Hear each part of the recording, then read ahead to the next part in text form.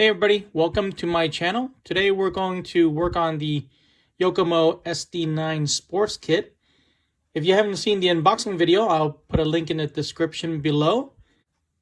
So my intention for build series videos has always been as a reference in the future for anybody who is either making repairs or are building the kit for the first time.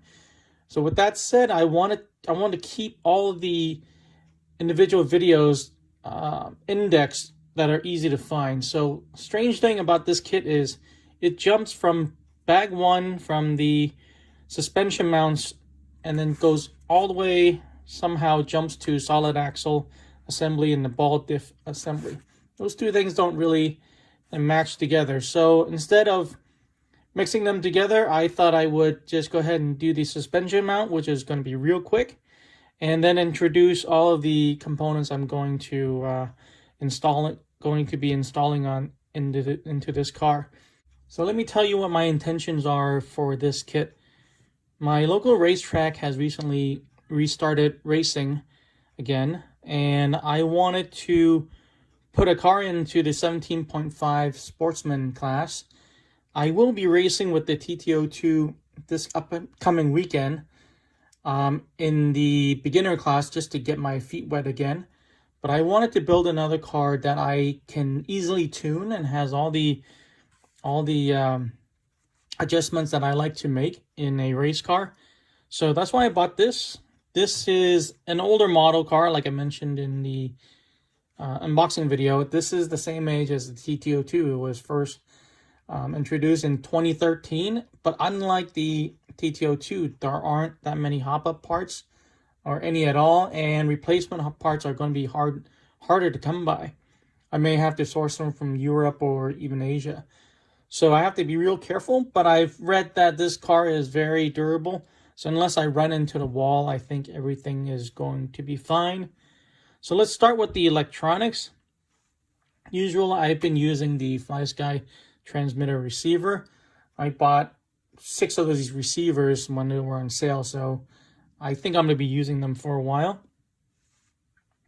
And I took my Hobbywing ESC and this Trinity Punisher motor off of my two-wheel drive buggy that I used to race with. I'm just not going down there anymore to race. I haven't been there in probably 2 years.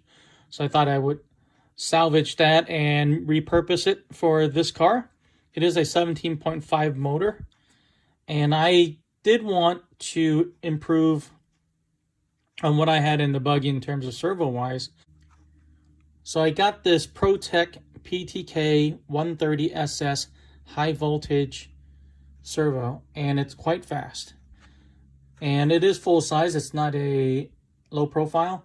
I saw the pictures for this kit, and since I'm using a pretty small footprint ESC, unlike the TT02 build where I use the Tamiya ESC, there's plenty of room in this chassis right now for a full-size servo, the receiver on top of it, and a ESC that is that size. So that's why I decided to just go ahead and use a full-size servo this time.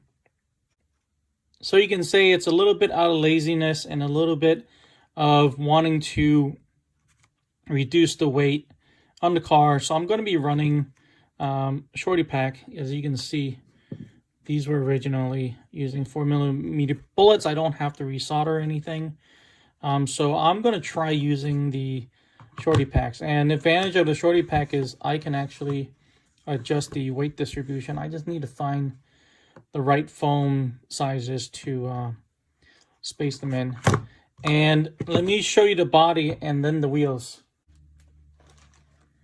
So the body I chose is this Protoform Turismo lightweight 190mm touring car body. And I actually am going to paint it similar to what the picture shows here.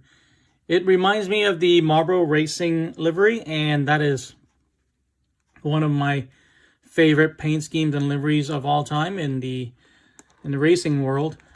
Second probably to the Martini livery, and another favorite of mine is the Gulf livery.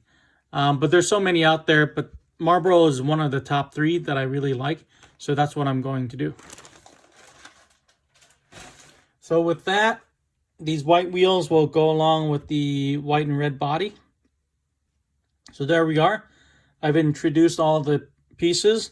Let's go ahead and finish up that suspension mount real quick. Okay, this should be a piece of cake. We just have to pay attention. Let me open this bag.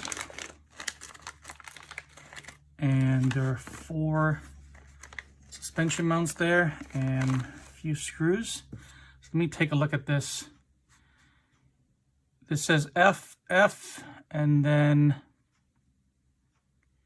I guess these are the same in the front, and then these are rear. They're the same. So let's go ahead and do the front first. This is the front.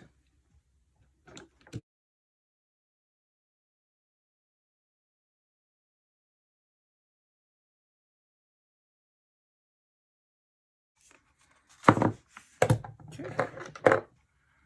And do the rear.